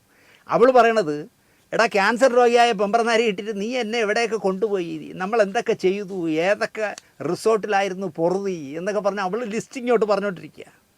ഒരു കുഞ്ഞുള്ളവൻ കുഞ്ഞിനെ തള്ളയെ ഏൽപ്പിച്ചിട്ട്, ഒരു കുഞ്ഞുള്ളവളാണ് കേട്ടോ, മറ്റേ ഡേഞ്ചർ ബോയ്സ് ഉണ്ടാക്കി കൊടുത്തൊരു കൊച്ചുണ്ടല്ലോ, അതിനെ അവളുടെ തള്ളയെ ഏൽപ്പിച്ചിട്ട് കണ്ടവൻ്റെ കൂടെ കറങ്ങാൻ പോയിട്ട് വരുമ്പോൾ അതിനൊക്കെ കൂട്ടു നിൽക്കുന്ന ആ തള്ളയെ എന്താ പേര് വിളിക്കേണ്ടതെന്ന് എനിക്കറിയില്ല. എന്നിട്ടും ആ വീട്ടിൽ ചെന്നിരുന്ന് സ്വന്തം നിലപാട് ന്യായീകരിക്കുന്ന ഒരു ഭർത്താവ് ഫിറോസിനെ പോലെ, റിട്ടയേർഡ് ഭർത്താവ് ഫിറോസിനെ പോലെ വേറെ ഒരുത്തനെ നമുക്ക് കാണാൻ കഴിയില്ല. ചിലപ്പോഴെനിക്ക് മുസ്ലിം സമുദായത്തോട് ദേഷ്യം വരാറുണ്ട്. ഇക്കാലത്തും ലിംഗവ്യത്യാസം കാണിച്ച് പള്ളിയിൽ സമത്വം പോലും ഇല്ലല്ലോ. വിവാഹത്തിന് നടുക്കൂടെ ഒരു കർട്ടൻ കെട്ടി തട്ടമിട്ടവരും തട്ടമിടാത്തവരും എല്ലാ പെണ്ണുങ്ങളെ ഇപ്പുറത്തും ആണുങ്ങളെ ഇപ്പുറത്തും അല്ലേ ഇപ്പോഴും ഇരുത്തുള്ളൂ, ഈ 21-ാം നൂറ്റാണ്ടിലും ഇരുത്തുള്ളൂ. അങ്ങനെ എന്താ പറയുക, ഇരുത്തുമ്പോൾ എതിർവായില്ലാതെ ഒതുക്കുന്ന ഒരു സമൂഹമാണ് ഇവരെന്ന് എനിക്ക് പലപ്പോഴും തോന്നാറുണ്ട്. പല കല്യാണങ്ങൾക്കും പോകുമ്പോൾ എനിക്ക് തോന്നും, അയ്യേ ഇത്രയും ജെൻഡർ വ്യത്യാസം ഉണ്ടോ, ആണിനെയും പെണ്ണിനെയും ഇപ്പോഴും രണ്ടായി കാണുന്നു എന്നൊക്കെ എനിക്ക് തോന്നാറുണ്ട്. അതൊക്കെ കാണുമ്പോൾ എനിക്ക് ദേഷ്യവും വരും. പക്ഷേ നമ്മൾ ഈ പറയുന്ന കഥയിലെ നായികയുടെ ചെയ്തികൾ, വർത്തമാനങ്ങൾ കേട്ടപ്പോൾ ആ വേർതിരിവ് നിലനിന്നാൽ മാന്യമായി ആണുങ്ങൾക്ക് ജീവിച്ചു പോകാം എന്നെനിക്ക് തോന്നി. പണ്ടുള്ളവർ പറയും, വയസ്സായ ആളുകൾ പറയും, അറുവാണി തുനിഞ്ഞാൽ നിർവ്വാണമില്ല എന്ന്. ഇറങ്ങിയിരിക്കുകയാണെന്നേ, എന്തിനും രണ്ടാണുങ്ങളുടെ ചങ്കൂറ്റത്തോടെയാണ് അവൾ സംസാരിക്കുന്നത്. മുട്ടം തെറിയും ഭീഷണിയും പട്ടി തണ്ടി എടാ പൂക്കുട്ടി എടാ പോടാന്നൊക്കെയാണ് വിളിക്കുന്നത്. ആരെ? പത്മശ്രീ വിന്നറെ. ഭർത്താവിനെ വിളിക്കുന്ന തെറി ആരെ? അവനെ ഫിറോസിനെ. സമൂഹത്തിന് പുല്ലുവില നൽകാത്ത പെരുമാറ്റം. കൂടെ കൊണ്ട് നടന്ന് കുട്ടിയെ കൊടുത്തവനാണെങ്കിലും ഒരു ഓസ്കാർ വിന്നറെ എടാ പൂക്കുട്ടി ഇനി ഞാനാണ് എല്ലാം തീരുമാനിക്കുന്നതെന്നൊക്കെ പറയുന്ന ഒരു ചട്ടമ്പിത്തരം ആ പെണ്ണുപിള്ള അല്ലെങ്കിൽ ആ പെണ്ണ് ചട്ടമ്പിത്തരം പറയുമ്പോൾ അല്ലെങ്കിൽ അത് കാണുമ്പോൾ ഇവളെയൊക്കെ പർദ്ദയ്ക്കകത്തല്ല ഭൂമിക്കടിയിൽ നിലവറയുണ്ടാക്കി പൂട്ടിയിടണം എന്ന് പറയാൻ എനിക്ക് തോന്നുന്നു. നിങ്ങൾ പർദ്ദയ്ക്കകത്ത് മാത്രം ഒതുക്കിയാൽ പോരാ, ഇവളെയൊക്കെ നിലവറയ്ക്കകത്ത് പൂട്ടിയിടണം. അയ്യോ, അറയിലും അമ്പലത്തിലും ആടിയ അലവലാദികൾ സംസാരിക്കുമ്പോഴാണ് സംസാരിക്കുന്നത്. സാഹചര്യങ്ങൾ കൊണ്ട്, ഗതികേട് കൊണ്ട് വിഡ്ഢിവേഷങ്ങൾ കെട്ടേണ്ടി വരുന്നവരുണ്ട്. അവസ്ഥ ആ വിധം ആയതിനാലാകാം ഇവിടെ ഫിറോസ് എന്ന മുൻ കെട്ടിയോൻ ആദ്യം കെട്ടിയവളെയും കുഞ്ഞിനെയും തഴഞ്ഞു. എന്നിട്ട് സ്നേഹം സഹിക്ക വയ്യാഞ്ഞിട്ട് ആ കുഞ്ഞിന്, ആ തഴഞ്ഞ പെണ്ണിൻ്റെ കൊച്ചിന് ബിസ്ക്കറ്റും കൊണ്ട് പോകും അത്രേ. കൂടെ കൊച്ചിന് ബിസ്ക്കറ്റ് വാങ്ങിച്ചുണ്ട്. നിൻ്റെ പട്ടി കൊണ്ട് ഓടാന്ന് പറഞ്ഞ് എടുത്ത് മുറ്റത്തെറിയേണ്ടതാണ്. പക്ഷേ പാവങ്ങളായിരിക്കാം, അവരത് ചെയ്യാറില്ല. അവൾ ഭാഗ്യവതിയാണ് എന്ന് ഞാൻ പറയും. കാരണം വേറെ ഒരാളിനെ, ഇതെല്ലാം അറിഞ്ഞ ഒരാളിനെ കല്യാണം കഴിച്ച് സുഖമായി ജീവിക്കുന്നു.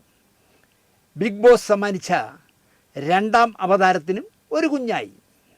അവൾ കിടപ്പ് വേറെ എവിടെയൊക്കെയോ ആണെന്ന് തോന്നിയപ്പോൾ ഈ പറയുന്ന ഡേഞ്ചർ ബോയ് അവിടെയും വിട്ടു. പക്ഷേ കുഞ്ഞിന് ബിസ്ക്കറ്റുമായിട്ട് സ്ഥിരമായിട്ട് അവളെ വീട്ടിൽ പോകും.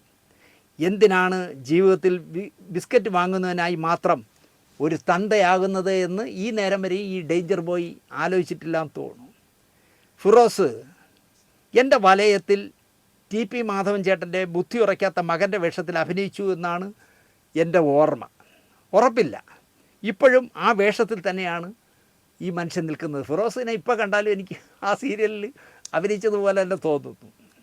മൊബൈലിൽ അഭിഹിത കാഴ്ചകൾ ഫിറോസ് നേരിട്ട് കണ്ടു എന്നാണ് വഴി വേർപിരിയലിന് കാരണമായി പറയുന്നത്. ലൈവായി കണ്ടില്ലേൽ സാരമില്ലായിരുന്നോ എന്നാണ് എനിക്ക് ചോദിക്കാനുള്ളത്. ഫോണിൽ കണ്ടതുകൊണ്ടാണത്രേ. കണ്ടില്ലായിരുന്നെങ്കിൽ ഞാൻ ഒന്ന് അഡ്ജസ്റ്റ് ചെയ്തതിനെന്നാണോ ഫിറോസ് പറയുന്നതെന്ന് എനിക്കറിയില്ല. നീ പ്രഗ്നൻ്റായി എന്നതാണ് ഫിറോസിൻ്റെ ആയുധം. റസൂൽ പൂക്കുട്ടി പറയാ, എടി നീയെ എന്നിലൂടെ പ്രഗ്നൻ്റായി എന്നതാണ് ഫിറോസിൻ്റെ ആയുധം. എത്രയും പെട്ടെന്ന് ഒരു സംഭവം എടുത്തിട്ട് ഫിറോസിനെതിരെ ഒരു കംപ്ലൈൻറ്റ് പോലീസ് സ്റ്റേഷനിൽ കൊടുക്കുക എന്നൊക്കെയാണ് പൂക്കുറ്റി ബുദ്ധി പറഞ്ഞു കൊടുക്കുന്നത്. എത്ര ബോറണമെന്നാലും ചോദിക്കേ. കണ്ടവൻ്റെ ഭാര്യയ്ക്ക് ഗർഭം ഉണ്ടാക്കി കൊടുത്തിട്ട് അവളെ ഇവൻ ഉപദേശിക്കുക, എടി നീ ഗർഭിണിയായതാണ് അവൻ്റെ ഇപ്പോൾ ഒരു പിടിവള്ളി, അതുകൊണ്ട് നീ എന്തെങ്കിലും ചെയ്ത് അവൻ ബലാത്സംഗം ചെയ്തെന്നോ എന്തെങ്കിലും ചെയ്ത് അവൻ്റെ പേരിലൊരു കേസ് കൊടുത്ത് അവനെ കുരുക്ക് എന്ന് പൂക്കുട്ടിയെ മീശ വെച്ച ഒരാണാണെങ്കിൽ ഇങ്ങനെയൊക്കെയാണ് പറഞ്ഞു കൊടുക്കേണ്ടത്. ശുദ്ധമായ മലയാളത്തിൽ പൂക്കുട്ടി പറയുന്നത് കേട്ടപ്പോഴാണ് ഓസ്കാർ വിന്നർ മാത്രമല്ല, നല്ല ക്രിമിനൽ ബുദ്ധി ബുദ്ധിയുള്ള നിറയെ ഫ്രോഡ് തരം കൈമുതലുള്ള മാന്യനും കൂടിയാണ് ഈ കോടീശ്വരനായ പൂക്കുട്ടി എന്ന് എനിക്ക് മനസ്സിലായത്. അയാളൊരു അവാർഡ് വിന്നർ മാത്രമൊന്നുമല്ല, നല്ല പഠിച്ച ക്രിമിനൽ ബുദ്ധിയുള്ള ഒരുത്തനാണ്. ഞാനും നീയും തമ്മിലുള്ള ബന്ധം നീയാണ് പുറത്തു വിട്ടതെന്ന് പൂക്കുറ്റിയും, 10 വർഷമായി നിങ്ങൾ നടത്തുന്ന അവിഹിത കിടപ്പ് ഞാൻ എന്തിനു ഒളിച്ചു വയ്ക്കണം എന്നാണ് മാതൃകാ വനിതയുടെ തിരിച്ചുള്ള ചോദ്യം. അപ്പോൾ ഫിറോസിൻ്റെ ഒപ്പം കിടക്കുമ്പോഴും പൊറുതി പൂക്കുറ്റിക്ക് ഒപ്പമായിരുന്നു എന്ന് സാരം. കൊല്ലാതെ വിട്ടത് ഭാഗ്യം എന്ന് കരുതലാ ഫിറോസെ എന്നാണ് എനിക്ക് ആ ചെറുപ്പക്കാരനോട് പറയാനുള്ളത്. എനിക്ക് ഗതികേട് തോന്നുന്നു ആ പയ്യനോട്. ഫിറോസേ, നിന്നെ കൊല്ലാതെ വിട്ടില്ലടാ, വല്ല സൈനിട വല്ലതും തന്ന് കൊന്നാൽ പോലും പുറത്തറിയില്ലായിരുന്നു. വലിയ മനസ്സുള്ളവളാ നിൻ്റെ ഭാര്യ, അതാണ് നിന്നെ തട്ടാത്തത്. 2.5 വർഷമായി ഭാര്യയും ഭർത്താവും സെപ്പറേറ്റഡ് ആണത്രേ. ഡൈവേഴ്സ് മൊഴി ചൊല്ലൽ ഇത്യാദിയൊന്നും ഇതുവരെ ചെയ്തിട്ടില്ല. അപ്പോൾ നിലവിൽ ഭർത്താവ് തന്നെ കണ്ടവൻ്റെ ഗർഭം ചുമക്കുന്ന ഭർത്താവ് ഉദ്യോഗസ്ഥനായി ജീവിക്കട്ടെ എന്നാവും പൂക്കുട്ടി കരുതുന്നത്. സജിന, പ്രിയ കാമുകി, റസൂലല്ല ജീവിതം തകർത്തതെന്ന് പറയടി. ഞാൻ നിന്നെ കുറ്റം പറഞ്ഞിട്ടില്ല, എൻ്റെ മുഖം രക്ഷിക്കൂ എന്നാണ് പൂക്കുട്ടി പറയുന്നത്. അപാരമായ തൊലിക്കെട്ടി കേട്ടോ. പേരെഴുതി വച്ചിട്ട് ആത്മഹത്യ ചെയ്യും, മകളെ വച്ച് പോക്സോ കേസിൽ പെടുത്തും എന്നൊക്കെ ഭീഷണിപ്പെടുത്തിയത് കൊണ്ടാണ് അവിഹിത ഗർഭമടക്കം എല്ലാത്തിലും പിന്തുണ പ്രഖ്യാപിച്ചതെന്നാണ് ഇപ്പോൾ ഫിറോസ് പറയുന്ന ന്യായം. അങ്ങനെ ചെയ്യുന്നവരുണ്ട് കേട്ടോ. ഇപ്പോൾ ഫിറോസിനെ വിളിച്ചിട്ട് പറയുകയാണെന്ന്, എടാ നീ എനിക്ക് ഉണ്ടാക്കി തന്ന ഒരു മോളില്ലേ, അവളെ കൊണ്ട് ഞാൻ മൊഴി കൊടുപ്പിച്ച് നിന്നെ മറ്റേ പോക്സോ കേസിൽ പെടുത്തു, അല്ലെങ്കിൽ നിൻ്റെ പേര് നീ കാരണമാണ് ഞാൻ ആത്മഹത്യ ചെയ്യുന്നതെന്ന് കത്തെഴുതി വെച്ചിട്ട് ഞാൻ ആത്മഹത്യ ചെയ്യും എന്നൊക്കെ പറയുമ്പോൾ പാവം ഫിറോസ് വരണ്ട് വയ്ക്കുകയാണ്. അവളുടെ ക്രിമിനൽ മൈൻഡിൽ കാണിക്കുന്ന എല്ലാ അലവിലായ തരങ്ങൾക്കും കുഞ്ഞിൻ്റെ തന്തയായ ഞാൻ മാപ്പ് കൊടുത്ത് അവിഹിത ഗർഭം വരെ എത്തിച്ചെന്നും ഫിറോസ് തുറന്നു പറയുന്നു. അതാ ഞാൻ പറഞ്ഞത്, ജീവൻ ബാക്കി കിട്ടിയതിന് റസൂലിനോട് നന്ദി പറ. റസൂൽ പൂക്കുട്ടിയോടല്ല, നിൻ്റെ റസൂലിനോട് നന്ദി പറ. സജിനയ്ക്കാണെങ്കിൽ ചെറിയൊരു ആവശ്യമേ ഉള്ളൂ. റസൂലേ, തൻ്റെ ഭാര്യയോട് പറഞ്ഞാൽ സജിനയെ ഗർഭിണിയാക്കിയെന്ന് നീ ഒന്ന് പറ. കുഞ്ഞിൻ്റെ വളർച്ചയ്ക്കായി ആസ്ട്രേലിയയിൽ നിന്നും വരെ നീ മരുന്നുകൾ കൊണ്ടുതന്ന നീയാണ് ഇപ്പോൾ ഗർഭത്തെ തള്ളി പറയുന്നത് അല്ലടാ എന്നാണ് സജിന ചോദിക്കുന്നത്. ഈ ആസ്ട്രേലിയയിൽ നിന്ന് കൊണ്ട് കൊടുത്ത പൊടി വല്ല ഗർഭനിരോധന പൊടിയായിട്ടായിരുന്നു ഈ കട്ടയും പൊടും മടങ്ങിപ്പോയെന്നെ. അത് എന്തായാലും അങ്ങനെ ചെയ്തില്ല. അത്രയും വിശാല ഹൃദയനാണ് റസൂൽ എന്ന് പറയാം. ഇങ്ങനെ പോയാൽ ബിഗ് ബോസിൻ്റെ ഓരോ സീസൺ കഴിയുമ്പോഴും എത്ര അലവലാദികൾ അവിഹിത ഗർഭിണികളാകും കർത്താവേ എന്നാണ് ഞാൻ ആലോചിക്കുന്നത്. മോഹൻലാൽ ഇതൊക്കെ അറിയുന്നുണ്ടോ എന്നും എനിക്കറിയില്ല. അതിനെന്താ, കുഞ്ഞുങ്ങളുണ്ടാകട്ടെ എന്നായിരിക്കും ചിലപ്പോൾ, നാളെയുടെ വാഗ്ദാനങ്ങളായില്ലേ എന്നൊക്കെ ആയിരിക്കും ചിലപ്പോൾ മോഹൻലാൽ മറുപടി പറയാൻ സാധ്യതയുള്ളത്. കാശിന് വേണ്ടി മാത്രം ഇത്തരം കൂതറ പരിപാടികളിൽ ഇനിയും ലാൽ വരണം, നിങ്ങളാണ് അതിന് പറ്റിയ അവതാരകൻ എന്ന് ഞാൻ പറയും. ഫിറോസ് ഡൈവേഴ്സ് തരുന്നില്ലെന്ന് നീ പറ. വലിയ ആയുധമല്ലേ നീ ഗർഭിണിയായിരിക്കുന്നത്. ഡൈവേഴ്സ് തന്നില്ല എന്ന് പറഞ്ഞിട്ട് പറഞ്ഞാൽ മതി. എൻ്റെ കൂടെ കിടന്നത് ഫിറോസ് ആണെന്ന് പറ. നല്ലൊരു ആയുധമല്ലേ നിൻ്റെ വയറ്റിനകത്ത് കിടക്കണേ. ഗർഭിണിയാക്കിയത് അയാളാണെന്ന് പറ. ഏത് ഉണ്ടാക്കി കൊടുത്തവൻ പറയുക. ഓ, ഇയാളെയൊക്കെ പത്മശ്രീ കൊടുത്ത് രാജ്യം ആദരിച്ചു എന്നാണ് പറയണേ. എത്ര തരം താണ വർത്തമാനമാണ് ഓസ്കാർ വിന്നറുടേത് എന്ന് നിങ്ങൾ തന്നെ ആലോചിച്ച് നോക്കൂ. മറ്റൊരുത്തൻ്റെ ഭാര്യ 2.5 വർഷമായി ഗുണവതാരം ശരിയല്ലാത്തതിനാൽ ഭർത്താവ് മാറി താമസിക്കുന്നു. എന്നിട്ട് ഡൈവേഴ്സ് തരുന്നില്ല, അയാൾ പിന്നെയും വന്ന് ഗർഭിണിയാക്കി എന്നൊക്കെ ആയുധമെടുത്ത് വീശാനാണ് പൂക്കുട്ടി പറയുന്നത്. ഗൾഫിൽ ജോലിയുള്ളവർ ദാമ്പത്യ സുഖത്തിനുള്ള ഏലസ് വാങ്ങി കെട്ടുന്നത് പോലെ ഒരു തരികിട പരിപാടിയല്ലേ പൂക്കുറ്റി ഇങ്ങനെയൊക്കെ പറയുന്നത് എന്നാണ് എനിക്ക് ചോദിക്കാനുള്ളത്. ഇത് ആറ്റിയാൽ ഒരുത്തം കൊടുക്കണ്ടിട്ടില്ലേ ദാമ്പത്യ ഏലസ് ഗൾഫിലിരിക്കുന്നവന്. ഇവൻ ഗൾഫിൽ ഇരുന്നുകൊണ്ട് ഈ ദാമ്പത്യ ഏലസും കെട്ടിയിട്ട് എന്തൊരു കിട്ടാവന് ദാമ്പത്യം എനിക്കറിയില്ല. അതുപോലെയാണ് പൂക്കുറ്റി പറയുന്നത്. എടി ഡൈവേഴ്സ് അവൻ തരുന്നില്ല എന്നല്ലേ ഉള്ളൂ. 2.5 വർഷമായിട്ട് ഡൈവേഴ്സ് നീ ചോദിച്ചിട്ട് അവൻ തരുന്നില്ല, അല്ലെങ്കിൽ നീ കൊടുക്കുന്നില്ല. അവൻ വന്ന് ഗർഭിണിയാക്കി എന്ന് പറ എന്നാണ് പറഞ്ഞു കൊടുക്കുന്നത്. ഭാര്യ രോഗിയായതിനാൽ തൻ്റെ മതപ്രകാരം വീണ്ടും കെട്ടാമല്ലോ. ഫിറോസിനെ കളഞ്ഞ് ഓസ്കാറിൽ പിടിച്ച് എവളെ കെട്ടുന്നേ. താൻ ചെലവിന് കൊടുത്തില്ലേലും അതിനുള്ള വക ഉണ്ടാക്കാനുള്ള പണി അവൾക്കറിയാം. പിന്നെ ഒരുപാട് കോടികൾ ബാങ്കിൽ കിടപ്പുണ്ടാവുമല്ലോ റസൂലിൻ്റെ പേരിൽ. കള്ളവെടി 4, ചെറിയ വെടി 3 മീശമാധവനിൽ വിളിച്ചു പറഞ്ഞ കട പോലെ ഒരു 10 കോടി അങ്ങ് കൊടുക്ക് പൂക്കുട്ടി എന്നാണ് എനിക്ക് പറയാനുള്ളത്. നേരത്തെ മാന്യമായി രഹസ്യമായി കൊടുത്തിരുന്നേൽ ഒരു 5 കോടിക്ക് ചിലപ്പോൾ ആ പെണ്ണും പിള്ള ഒതുങ്ങിയേനെ. 1 ലക്ഷമോ 5 ലക്ഷമോ മുടക്കിയാൽ ബോംബെയിലൊരു നല്ല മലയാളി പെമ്പിളരെ തന്നെ കിട്ടാനുള്ളപ്പോൾ കണ്ടവൻ്റെ ഭാര്യയെ രസിച്ച് 10 കോടിയും മാനവും പോയ മണ്ടൻ എന്ന പേരുകൂടി ഇരിക്കട്ടെ കിരീടത്തിൽ എന്ന് വിചാരിച്ച് കാണും ചിലപ്പോൾ പൂക്കുട്ടി. ഇവിടെ ബോംബെയിൽ റെഡ് സ്ട്രീറ്റിലൊക്കെ ഒരുപാട് മലയാളികളുണ്ടെന്നാണ് പറയണേ. അവിടെയൊക്കെ പോയാൽ പോരായിരുന്നു 1 ലക്ഷമോ 50,000. ഈ റെഡ് സ്ട്രീറ്റിലൊക്കെ എത്ര ശമ്പളമെന്ന് എനിക്കറിയില്ല. അതിന് പകരം കണ്ടവൻ്റെ ഭാര്യയ്ക്ക് ഗർഭം കൊടുത്തിട്ട് ഇങ്ങനെ നാടൻ കിടേണ്ട വല്ല കാര്യമുണ്ടായിരുന്നു. ഇതിനേക്കാൾ എന്നെ ചിന്തിപ്പിക്കുന്നത് കണ്ടവൻ്റെ ഭാര്യ റസൂലിനോട് ചോദിച്ച ഒരു കുസൃതി ചോദ്യമാണ്. ആദ്യത്തേതിനെ കിട്ടിയില്ല, രണ്ടാമത്തേതിനെ ഞാൻ കൊല്ലില്ല. പണം കായ്ക്കുന്ന മരമല്ലേ, കൊല്ലണ്ട. അഭിമാനത്തോടെ പറയാമല്ലോ ഇത് ഓസ്കാർ മെയ്ഡ് ഇൻ ഇന്ത്യ എന്ന് പറയാം. ഈ പെണ്ണ് പിള്ളേക്ക് അന്തസ്സായിട്ട് പറഞ്ഞൂടെ? ഇത് ഈ കുഞ്ഞാരെന്നറിയാം നിങ്ങൾക്ക്?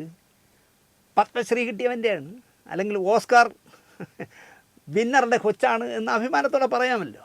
അത് തന്നെ നല്ലത്. എനിക്ക് ഗർഭനിരോധന മാർഗങ്ങൾ ഇഷ്ടമല്ല എന്ന് പറഞ്ഞപ്പോൾ നിങ്ങൾ പ്രൊട്ടക്ഷൻ എടുക്കാതെ ആക്രാന്തത്തോടെ വന്നത് എന്തിനാണ് എന്നാണ് റസൂലിനോട് ഭവതിയുടെ ന്യായമായ ചോദ്യം. എടാ, എനിക്ക് ഗർഭനിരോധന ഒരു മാർഗവും സ്വീകരിക്കുന്ന ഇഷ്ടമല്ല. എടാ പൊട്ട, നിനക്കത് ചെയ്തുകൊണ്ട് വന്നൂടെ എന്നാണ് ഈ ഓസ്കാർ വിന്നറോട് ആ പെണ്ണുപിള്ള ചോദിക്കുന്നത്. ആവില്ല എന്ന് കരുതി കാണും. ഏത് ഗർഭം ആവില്ല എന്ന് കരുതി കാണും അല്ലേ റസൂലേ? കള്ള വെടിവെച്ചാൽ പെട്ടെന്ന് പിടിക്കുമെന്ന് മാത്രമല്ല അച്ചിൽ വാർത്ത പോലെ ഇരിക്കുമെന്നാണ് നാട്ടുകാർ പറയാറ്. അതുകൊണ്ട് പരമാവധി ഈ റസൂൽ ആലോചിക്കണമായിരുന്നു ഈ കള്ള വെടി വയ്ക്കാൻ പോകുന്ന സമയത്ത്.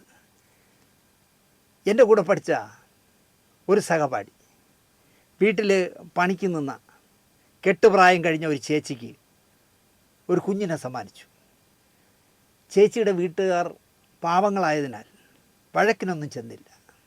സഹപാഠിയുടെ അമ്മ മുൻകൈയെടുത്ത് ഒരു രണ്ടാം കെട്ടുകാരനെ കൊണ്ട് ചേച്ചിയെ കെട്ടിച്ചു. സഹപാഠിയുടെ വീട്ടുകാർ തന്നെ ആ വിവാഹത്തിനുള്ള ചിലവെല്ലാം വഹിച്ചു. ഈ ചേച്ചി കല്യാണം കഴിഞ്ഞ് 6-ാം മാസത്തിൽ പ്രസവിച്ചു ഒരു പെൺകുട്ടിയെ. ഇവന് മുട്ടി നടക്കുകയാണ് എന്ന് മനസ്സിലാക്കിയ വീട്ടുകാർ പെട്ടെന്ന് ഒരു പെണ്ണിനെ കണ്ടെത്തി കെട്ടിച്ചു കൊടുത്തു. അവൻ അതിൽ 2 പെൺകുട്ടികളായി. ഈ ചേച്ചിയുടെ മോളും ഇവൻ്റെ 2 പെൺമക്കളും കൂടി നടന്നു പോയാൽ സഹപാഠിയെ അറിയാവുന്നവർ 3 അവൻ്റെ മക്കളെന്ന് കരുതിയില്ലെങ്കിലും ചേച്ചിയുടെ മോളെ സഹപാഠിയുടെ മോളെന്ന് വിളിച്ചു പറയും. കാരണം ഒരച്ചിൽ വാർത്തതുപോലെയാണ് ഈ ചേച്ചിയുടെ മോളും രഹസ്യമായി ഉണ്ടാക്കിയ മോളും ഈ സഹപാഠി എൻ്റെ കൂടെ പഠിച്ച സഹപാഠി ഇരിക്കുന്നു. ഒരേ മുഖം, ഒരേ നിറം, ഒരേ ചുണ്ട്, ഒരേ പിരിയം. ഇവിടെ ഫിറോസിന് പറ്റിയ ഒരു പറ്റുകൂടി പറയണം.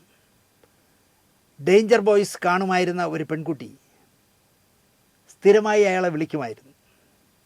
അത് പിന്നെ പ്രണയത്തിലായി എന്ന് പറയണ്ടല്ലോ. അവളെ കല്യാണം കഴിച്ചു. ലീഗലായി രജിസ്റ്റർ ചെയ്തില്ല, എന്നാൽ മഹല്ല് വഴി രജിസ്റ്റർ ചെയ്തിരുന്നു. അവരുടെ സമുദായത്തിൻ്റെ മഹല്ല് വഴി രജിസ്റ്റർ ചെയ്തിരുന്നു. ഒരു മോളായി. 3 വർഷം കൊണ്ട് പൊറുതി അവസാനിപ്പിച്ചു. ഉറപ്പായും ഫിറോസിൻ്റെ കയ്യിലിരിപ്പ് തന്നെയാകണം കാരണം. അവർ വേറെ വിവാഹം കഴിച്ച് സ്വസ്ഥമായി അന്തസ്സായി ഇപ്പോൾ ജീവിക്കുന്നു. ഇക്കാരണം പറഞ്ഞ് അവർ അന്തസ്സായി ജീവിക്കുന്നുകൊണ്ടാണെന്ന് എനിക്കുണ്ടോ, അതോ ഡൈവേഴ്സ് ആയതുകൊണ്ടാണ്, എന്താണെന്നുണ്ടാ, ഫിറോസ് നല്ല ഡിപ്രഷനിലായി, നല്ല ആഴ്ച പൂക്കുറ്റിയാവുന്ന വെള്ളവടിക്കാരനായി, ജീവിതം കോഞ്ഞാട്ടയായി എന്ന് പറയണ്ടല്ലോ. 2 വർഷം കഴിഞ്ഞ് ഫേസ്ബുക്കിലൂടെ പൂക്കുട്ടിയെ പൂട്ടിയ മാതിരി മെസ്സേജ് അയച്ചു. പിന്നെ പറയണ്ടല്ലോ, ഡേഞ്ചറായി. ഇവളെ പറ്റി തിരക്കാൻ, അതായത് ഇപ്പോൾ 2ാമത്തെ ഭാര്യയെക്കുറിച്ചാണ് ഞാനീ പറയണത്.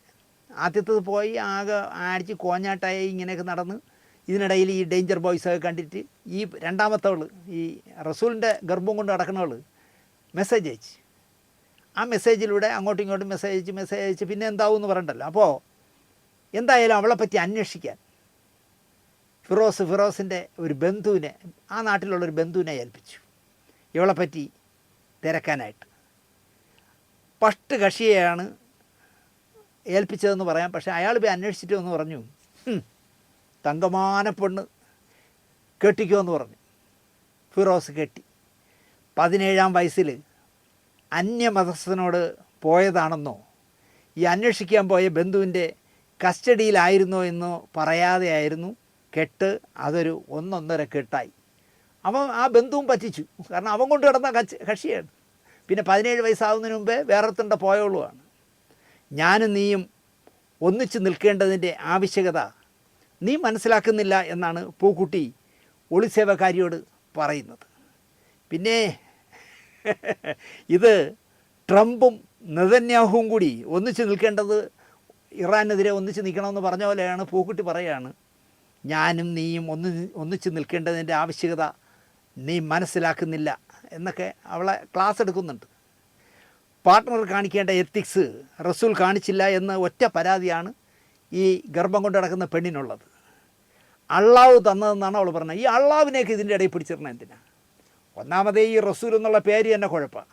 എന്നിട്ട് ആ പെണ്ണ് പറയുകയാണ്, ഇത് അള്ളാഹു തന്നതാണ്, ഞാനിത് കളയില്ല എന്ന് തറപ്പിക്കുന്നു താത്ത. സാത്താൻ്റെ പ്രവൃത്തിയും റസൂൽ എന്ന പേരും ഓസ്കാറിന്. ഇതുവരെ നമ്മൾ പറയാത്തൊരു കക്ഷി ഇതിലുണ്ട്, ഈ സത്യവതിയുടെ ഉമ്മ. ഞാൻ നേരത്തെ പറഞ്ഞല്ലോ, ഈ ചതുരംഗക്കളിയിലെ നീക്കങ്ങളെല്ലാം നടത്തുന്നത് ഈ ഉമ്മയാണ്. ആ വയറ്റിൽ കിടന്ന മോള് തന്നെ ഇങ്ങനെയൊക്കെ കാണിച്ചില്ലെങ്കിലേ അത്ഭുതമുള്ളൂ എന്ന് ഞാൻ പറയും. കാരണം വിളഞ്ഞ വിത്താണ് ഈ ഉമ്മ. ഒരുപാടായി പറയാനാണെങ്കിൽ ഒരു കോട്ടയ്ക്ക് ഇനിയും ബാക്കിയുണ്ട്. ഈ ഇച്ചിച്ചി വേലയെല്ലാം ചെയ്ത് പള്ള വീർപ്പിച്ചിട്ട് കരഞ്ഞോണ്ട് പറയുന്ന വർത്തമാനങ്ങൾ നമ്മൾ കുറേ കേട്ടല്ലോ നിങ്ങൾ. 2ാം കെട്ടും ശിഥിലമായി. അഭിഹിത ഗർഭം കൂടിയായപ്പോൾ ആത്മഹത്യ ചെയ്യാനായി ഫിറോസ് വൈറ്റ് ഫോർട്ടിൽ ചെന്ന്, കൊച്ചിയിലെ വലിയ ഹോട്ടലാണല്ലോ, 5 സ്റ്റാർ ഹോട്ടലല്ലേ വൈറ്റ് ഫോർട്ട്, അവിടെ ചെന്ന് ഫിറോസ് മുറിയെടുത്തത്രേ. വല്ലപ്പോഴും ഞാൻ പോകുന്ന നല്ല ഹോട്ടലാണത്, അവിടെ കയറി എന്തിനടാ ഫിറോസെ ചാകുന്നത് എന്നാണ് എനിക്ക് ചോദിക്കാനുള്ളത്. ചാകാനായിട്ടാണ് വൈറ്റ് ഫോർട്ട് റൂം എടുത്തത്. പക്ഷേ പിന്നെ വിചാരിച്ച് ചാകണ്ട, അതിന് പകരം വെള്ളമടിച്ച് ഫിറ്റായി കിടന്നു. കുറേ ദിവസം കിടന്നു നോക്കി, വെള്ളമടിച്ച് കാൽ ബോലായിട്ട്. അങ്ങനെ അതിലും രക്ഷയില്ലാതെ പിന്നെ വിചാരിച്ചു നല്ല മനുഷ്യനായി ജീവിക്കാം. കഥകൾ ഇനിയും ബാക്കിയാണ്. എന്നാലും എൻ്റെ പൂക്കുറ്റി താൻ ആൾ ഒരു തരികിടയാണല്ലോ എന്ന് തോന്നിയപ്പോൾ, എന്നറിഞ്ഞപ്പോൾ, കണ്ടാൽ തോന്നാത്ത ഈ വേഷഭൂഷാദികളും തൻ്റെ വർത്താനം ഓമൊക്കെ പറയുന്ന വർത്താനമൊക്കെ കേട്ടപ്പം സത്യത്തിൽ താനൊരു തരികിടയാണെന്ന് അറിഞ്ഞില്ല.